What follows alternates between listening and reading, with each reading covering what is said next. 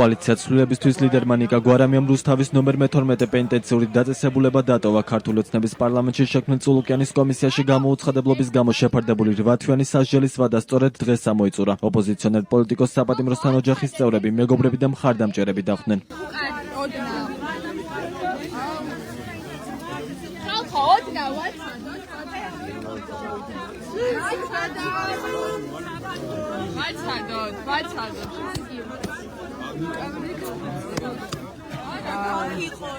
საპატიმროს დატოვების შემდეგ ნიკა გვარამიამ თქვა, რომ ციხეში არაერთი ადამიანი ზის საკუთარი სამშობლოს სიყვარულისთვის და ციხიდან მათ გამოსაყვანად იბრძოლებს.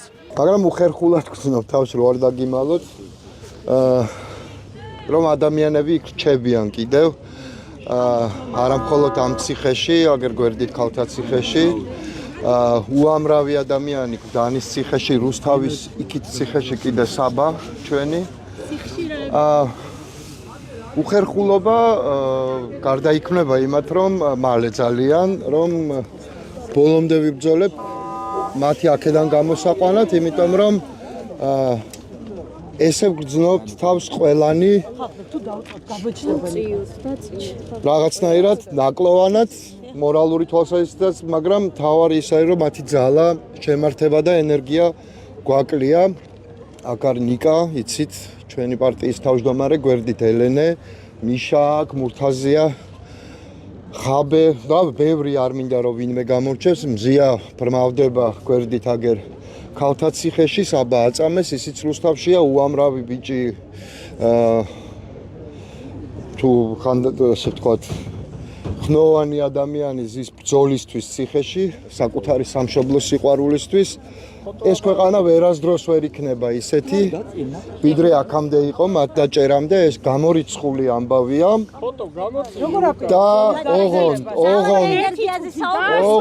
ყველამ უნდა ვიცოდეთ, რომ ამ ხალხის გარეშეც გამარჯვება ძალიან გაგვიჭირდება, თუ საერთოდ შესაძლებელია, ამიტომ ძალიან მალე ისინი უნდა გამოვიყვანოთ აქედან. ნიკა გვარამიამ სამომავლო გეგმებზეც ისაუბრა, როგორც ოპოზიციონერმა პოლიტიკოსმა თქვა, მისთვის მნიშვნელოვანია, როგორ იქნება ოპოზიციის მოქმედების პლატფორმა. მისი თქმით, ჩვეულებრივი ცხოვრებით ცხოვრება მასაც სურს, თუმცა მას შემდეგ, რაც საქართველო თავისუფალ და ევროკავშირის წევრი გახდება. ამასთან ნიკა გვარამიას განცხადებით, ვიდრე საქართველოში პროტესტი არსებობს, ეს ნიშნავს იმას, რომ ბიზნია ივანიშვილი ქვეყანას ვერ აკონტროლებს.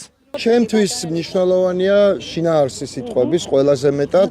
მე ვიცი ერთი რამ, ერთად უნდა გვხედავდნენ, ერთად უნდა მუშაობდეთ და ერთად უნდა მოვიტანოთ ეს შედეგი, იმიტომ რომ შეუძლებელია ამ სიტყვა ყბადაღებულ ერთობას არ ვიხმარ, მე არ ვიცი ამის უკან ხა ვინ როგორ რას მოიაზრებს, ყველა სხვადასხვა რამეს, რა ვიცი, ერთ პოლიტიკურ სუბიექტს, სალაპარაკო პლატფორმას თუ ასე შემდეგ, ჩემთვის მნიშვნელოვანია მოქმედების პლატფორმა როგორია.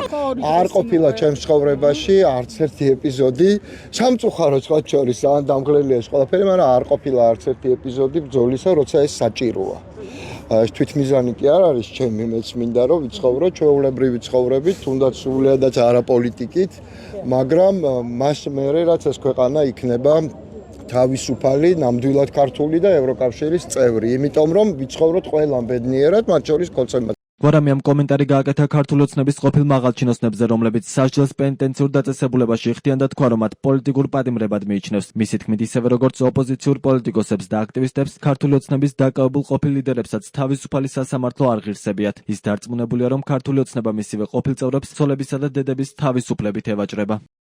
ვინც კოცები არიან ახლა, ხო, თუ უკვე აღარ არიან კოცები, მაგრამ მათი ყოფილი თანამდებობის პირები, ნუ მე ამ ხალხს პირდაპირ გეტყვით, ასე რაც არ უნდა მოყვეს ახლა ამ ჩემ ნათქვამს და ვიცი რომ მოყვება აუცილებლად, მე მათგან ვიხილავ პოლიტიკურ პატიმრებად, იმიტომ რომ პოლიტიკური პატიმრება იზომება არა იმით ადამიანმა ჩაიდინა თუ არა ეს ქმედება, ჩვენ გონია რომ ჩაიდინა თუ არ ჩაიდინა, პოლიტიკური პატიმრობის მთავარი საზომი არის ის, რომ ადამიანს არ ღირსებია და არც ეღირსება ამ ხელისუფლების პირობებში თავისუფალი სასამართლო.